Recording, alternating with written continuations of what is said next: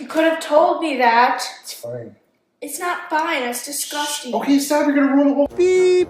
Gary here from Healing Humanity. Today I'm gonna make homemade brats from scratch. Carnivore approved brats made with our own meat grinder, natural casings, and shout out Bill Knott. He gave me the idea. We're gonna have bacon. They're gonna be pork brats with bacon in them, a little bit of Redmond salt. I'm gonna smoke them up on some cherry smoke. Let's see how this turns out, shall we? Beep! It's not fine. That's disgusting. Okay, stop. You're gonna ruin the whole video over it? Yes, I am. No, you're not. We're making brats. We're making brats.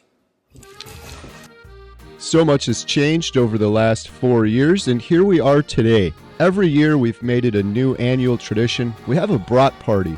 All of our family and friends come over, they bring some meat, we provide all of the spices, and we cook up several different batches of homemade brats using our Lem Big Bite 22 meat grinder. Link in the description below. We use natural casings. It's been a lot of fun for several years, but now I'm a carnivore. And I wanted to see if I could make a carnivore brat. Actually, I wasn't going to do this at all. I thought it'd be a big waste of time. It would be too bland and too boring. But I consulted with my good buddy, Bill Knott, who is a former cook, former chef, and he gave me some excellent advice. He said, why don't you incorporate some bacon, some crumbled up bacon. So carnivore brats are very simple. You need a meat grinder. That's the biggest barrier to entry. But after that, we use natural casings. As you see here on the screen, you can get these from your local butcher shop. You rinse them out very good with water, let them sit overnight. Then you need a pork butt, and you grind up the pork butt, and in this case, I also use some Redmond salt and some bacon. Just like everything else with carnivore, it's pretty darn simple.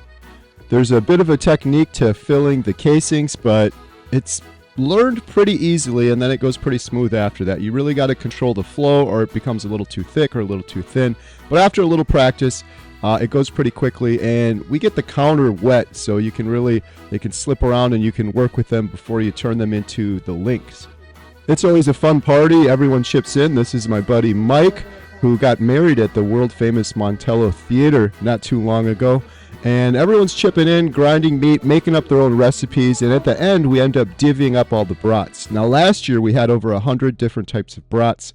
This year I'm sticking with my carnivore brats, but other people are going to try them as well. One of the best tips I have for this is smoke the brats. I smoke these at 225 for about 45 minutes before searing them on my cast iron skillet.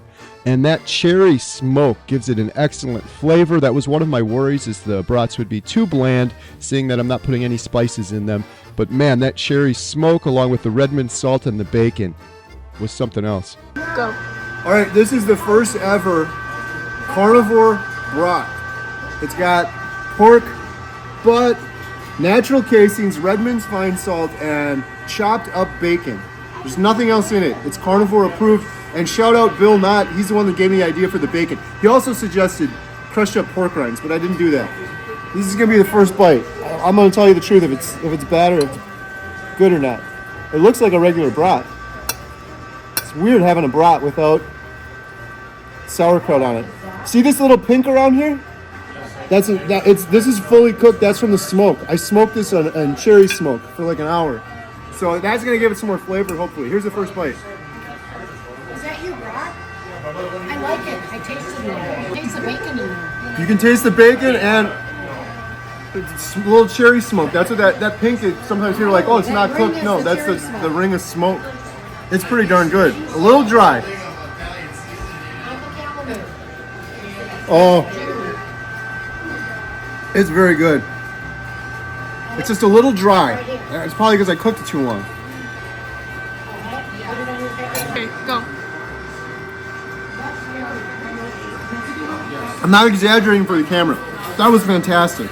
It was a little dry. I left it in the smoker a little bit too long, but the flavor is way more than I would have imagined. I didn't think it would have that good a flavor. You can taste the bacon, you can taste the cherry smoke, you can taste the salt. It is the next day after we made brats, and I am in love with these brats. I'm having some with my eggs for breakfast. These are absolutely fantastic. I can't describe the flavor, and then every now and then you get the little crunch of bacon.